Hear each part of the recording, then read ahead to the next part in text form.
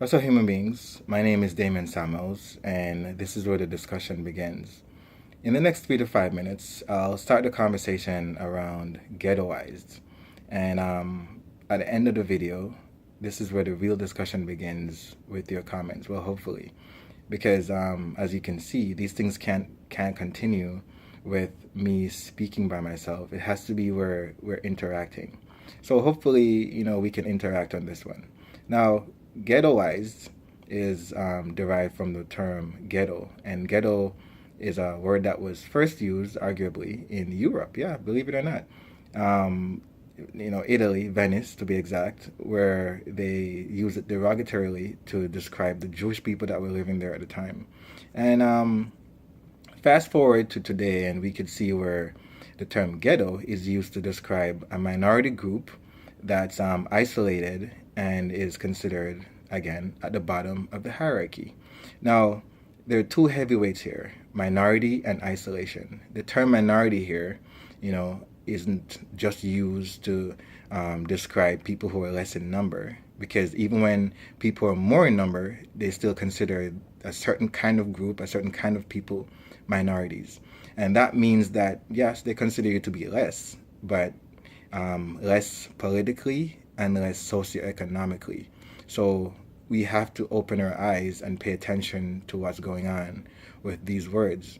Now, the term ghettoized is used because now it extends, it transcends just being a place. It seeps into our minds. So now people, can act ghetto and people can think ghetto, and that's where the term ghettoized come from, because people, because of the way you act and the way you think, can be considered to be ghetto. So we have to find a way to get out of this mindset. And, two ways we can get out of this mindset, and not to even go to the ways yet. Before we go to the ways, we could see where, at the bottom of the hierarchy, again, is, and I don't mean to be harping on this color thing and this race thing, but black people, we are considered to be ghetto a lot of times, even when we're not, right? Because of the stigma, right? And the stigma comes from the mindset. Now, two ways we could possibly, change all this is through thing number one, we could show support for each other. Now, the support for each other is important because, as I said, two heavyweights in the definition is minority and isolation. So, when we're isolated, it's because we don't show support. So we're all over the place. Now, if you look at other groups, right, the Indians, the Chinese, even whites, we could see where, they gain strength in numbers. Black people, no, we don't, because we don't show support. Take, for example, you see two stores, one owned by a Chinese person and one owned by a black person. The Chinese person, for whatever reason, sells his stuff a little bit cheaper. You know what's going to happen? The black person is going to support the Chinese person, and so does other people. So everyone supports the Chinese person. Nobody supports the black person. What happens? Isolation.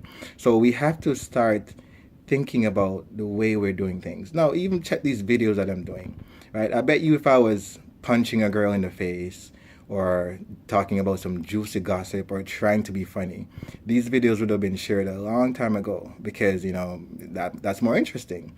And I get it. If it's interesting to you, it is interesting to you. But, at the same time, we need to encourage each other, especially when we're doing something positive, right? And I'm not begging for support. I'm just saying support each other if it's something that we want to progress, right? So at the end of the day, in order to stop isolation, we have to show support.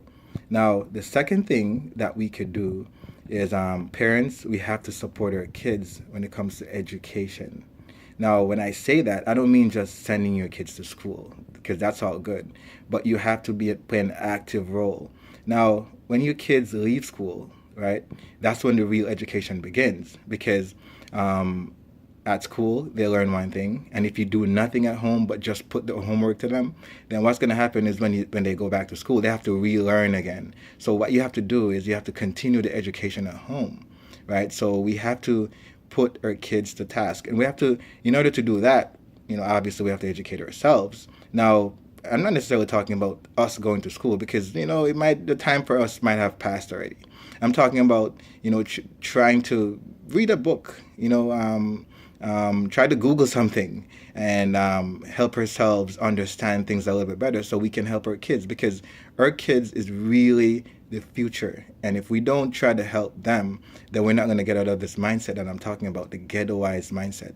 So, two ways: support each other, and parents, really push your kids into education so they can develop their human resource.